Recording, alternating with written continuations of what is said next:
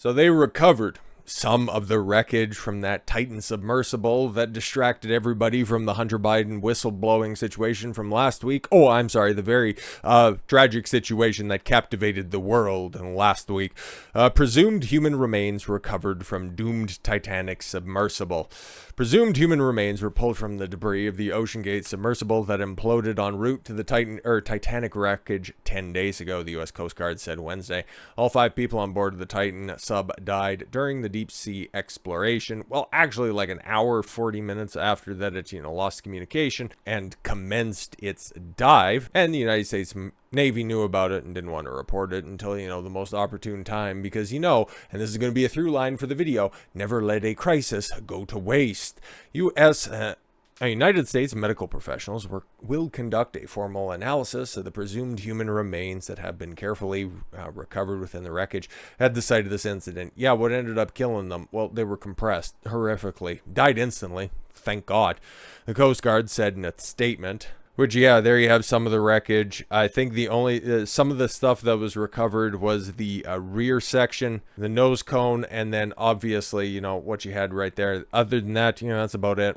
5 victims were OceanGate CEO Stockton, I Love Diversity Rush, French Titanic expert Paul-Henri Narjolet, British billionaire Hamish Harding, prominent Pakistani businessman Shahdaza Dawood, and his 19-year-old son Suleiman, which is, that's just sad.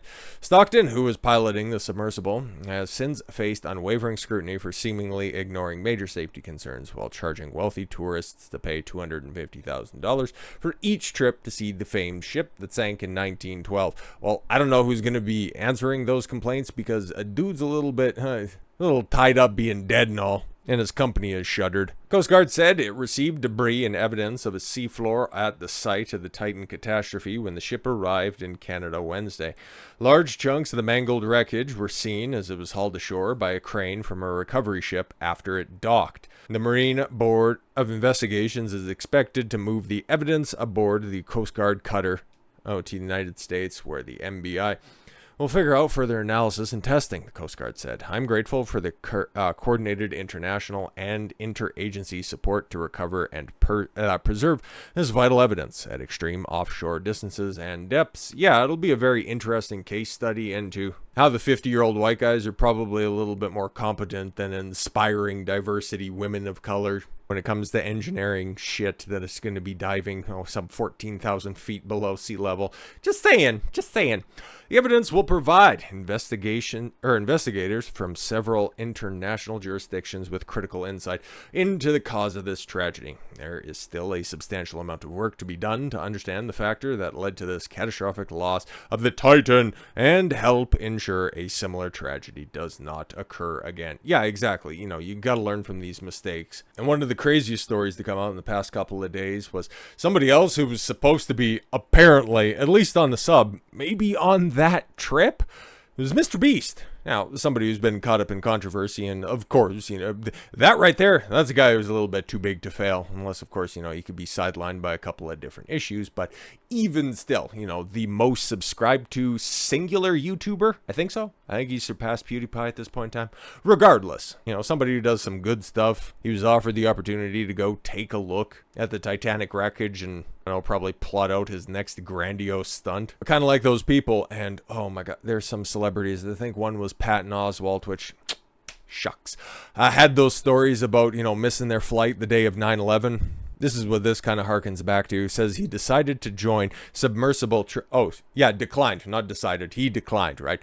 Kind of scary that I could have been on it. Yeah, no, exactly. YouTube star Mr. B said Sunday that he was invited to join the submersible trip to the Titanic wreckage, but declined. I was invited earlier this month to ride the Titanic submarine. I said no. Kind of scary to think that I could have been on it.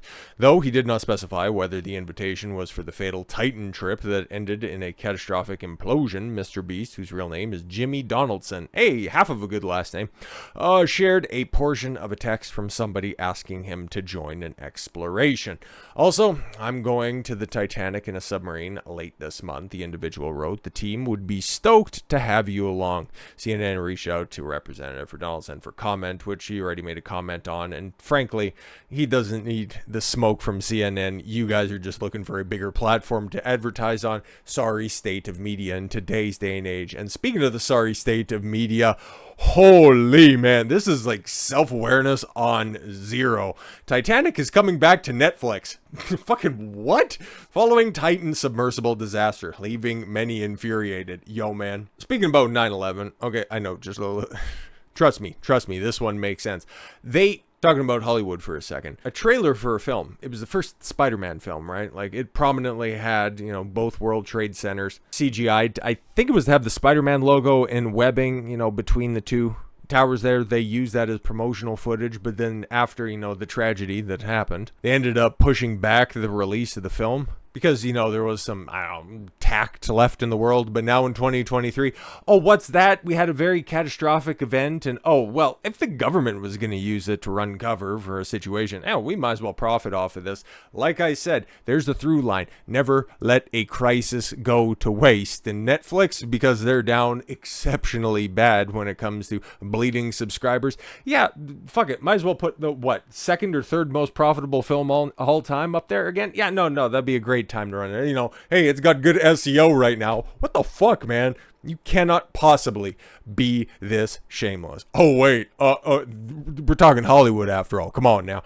It won't be long before Leonardo DiCaprio and Kate Winslet sneak back onto your TV screens while Netflix re-adds Titanic to its movie library on July 1st.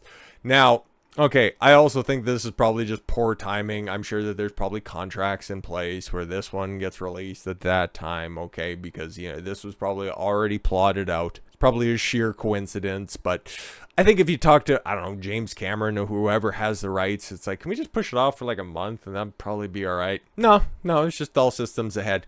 And they also kind of promoted it, so this wasn't one of those things where it's like, yeah, we'll just go ahead and, sneak it in, when the new batch of films comes in. They normally like to tout some of the biggest releases that are going to be out there on that slate. And they're like, first and foremost, Titanic's going to be back. Y'all remember that one? One of those films that I know personally I've seen probably at least a half dozen times. And that's one of those films that I understand the blockbuster appeal as opposed to, another work by James Cameron, Avatar, which...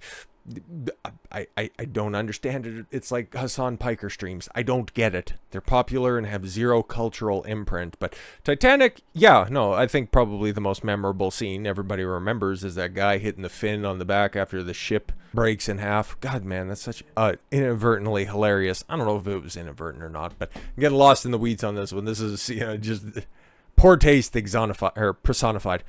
The news that Titanic returned to Netflix comes just over 1 week after the OceanGate expedition submersible was missing while bringing 5 people on a pricey excursion at the bottom of the ocean to see the 111-year-old shipwreck. Oh man, if you guys were just looking for a 100-year-old disaster to scoop out, you could have just went down to Congress and make sure that Nancy Pelosi and Dianne Feinstein were kicking around, while another day romance junkies would be jumping at the opportunity to relive Jack and Rose's ill-fated love story leading up to the catastrophic sinking of the RMS Titanic. Social media users couldn't help but call out the streamer for seemingly attempting to capitalize on a recent tragedy.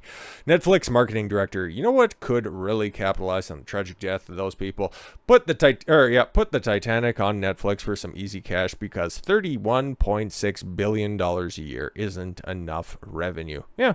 How broken and sick does your brain have to be to think this way? Another added, Netflix is overstepping the boundaries of decency on this timing. People died in a tragic accident at the Titanic site. Now you capitalize on the moment to garner viewers is beyond distasteful. I'm just hoping that there's going to be clarification on this, because, this looks exceptionally bad. Despite the outrage, Netflix likely planned to add Titanic to July titles before the Titan incident, as the Hollywood Reporter reports. You would imagine so, but then again, this could also just be them running cover for their boy James Cameron. Per the outlet, Titanic was actually reported on Netflix July films list before the Titan was first reported missing, and licensing deals for the film struck far in advance of the air date. Yeah, exactly. They were just hoping that they could go ahead and quickly sweep this under the rug. Hopefully nobody would notice. But no, man, this story right here, it ended up, for the lack of a better term, and pardon the pun, blew up a little bit bigger than everybody anticipated. Maybe on purpose, maybe by coincidence. It's something that I'm sure the next time somebody has something spicy to say about the Bidens, I'm sure we'll hear about something about it. So with all that said, thank you all very much for the gift of your time. I've been Don Consuelo. I want you to follow your gut and get after it. Take care, everyone.